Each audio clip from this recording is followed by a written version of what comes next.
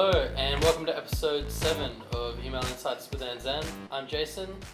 Beside me I've got Simon, and making his Email Insights debut we have our director from the UK, Matt. Hey.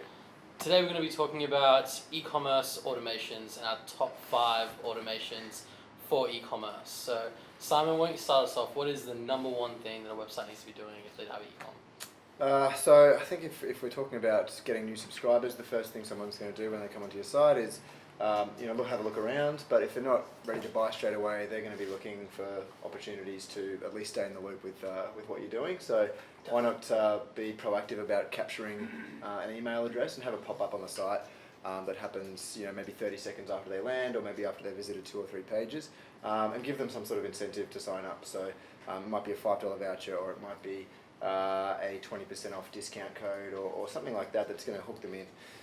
And then from there, obviously your first automation is going to be that actual delivery of that thing to their inbox.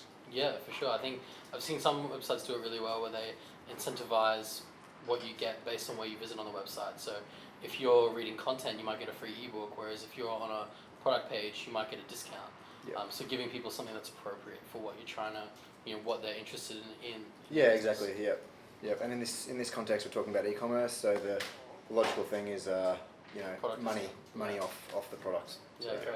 Yeah. I mean, depending on the type of products as well. I mean, I have even seen this work with actual content-based incentives as well that tie into the product, but not necessarily the product itself. Sure. So the great thing about that is it sort of not only increases brand engagement, but at the same time, you're not actually denting your sales revenue. You're not decreasing your margins. Yeah, you can increase sales. So it depends on the type of content you've got, but I think particularly if you're retailing entertainment items or things like that, that can work really well. Yeah, cool. Yeah, great.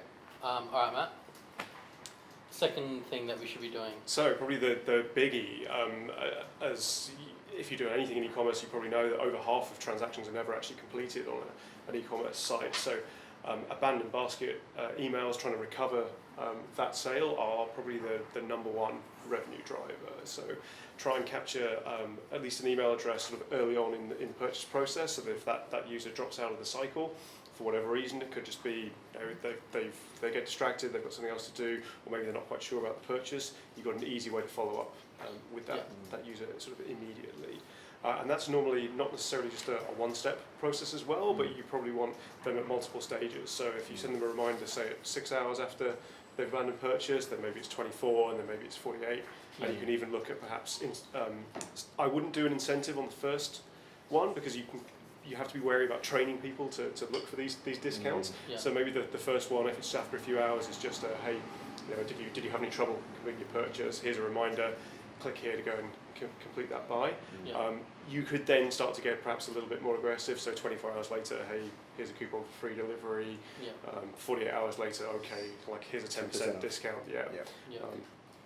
Those are hands down the biggest revenue driver, because if you get even just a small conversion rate off that, you can massively lift your overall sales conversion on the website. Yeah, and it's quite a quick win to implement those as well. You can, there are plugins for various different e-commerce platforms, and the initial email can just be generic. If you don't have time to go and set up a really complex integration with your e-commerce platform, it can be a generic email that says, "Don't forget you've got an item in your cart. Don't forget to check out when you're ready." But if you want to get more advanced with it, you can actually pull the product information into the email as well. So you're saying, "Don't forget you've got this item in your cart. These are all the cool things about it. Don't forget to finish your transaction." Yeah, great. Okay, well, those are our top 2. Moving on to the third one, Simon. So I think we can start thinking now about product repurchase. So if you've got perishable items, or products that people use over a period of time and then repurchase, or it might be products that just have a shelf life. They don't last particularly long, so people need to keep buying them. Like it might be cartridges for your printer, or it could be dog food for your dog, or whatever it may be. If you know the average sort of consumption of that product, you can set up a reminder that'll be like, all right, you're coming up to that time where it's you should be ready to buy again. Here's a 10% discount on that product, so you can just click here and go straight through to the page and reorder that product. So you're reminding people that it's time's coming up and they're probably running low, and you're getting them on the front foot, and most importantly, you're preventing them from shopping around with your competitors for a better price, because straight up you're giving them a small discount on the product. Yeah, exactly. And if that ease of use thing, right? If someone gets reminded and they can see really quickly, within a couple of clicks, I could have it reordered and delivered to my work or my house before I've even run out of my last batch. Mm-hmm. It just makes people, it helps them build so much more affinity with the brand because they feel like that brand is helping make their lives easier as well. Great. Matt?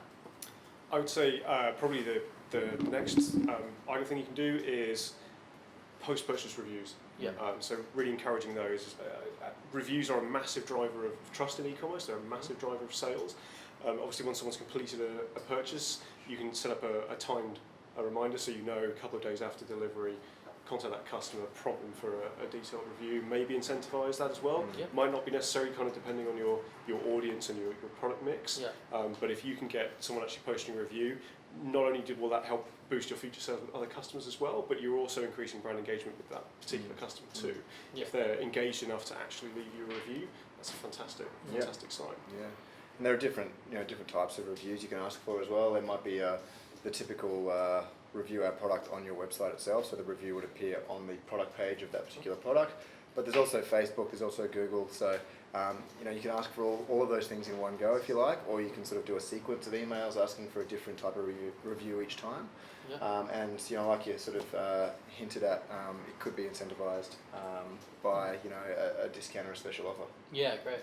I think for me, probably the fifth and final thing that's a really great thing to set up is actually anniversaries that you can celebrate with your customers. So if you know it's been a year or 6 months or however long it's been since that customer first engaged with your brand, having those timed emails to celebrate that with maybe free shipping or a small discount, or even a brief history that's personalized to some of the things that they've bought is just a really good way to show the customers that you're thinking about them as individuals and you understand that they all have unique needs and that you want to celebrate their journeys with your brand as well. Yeah. Any type of milestone.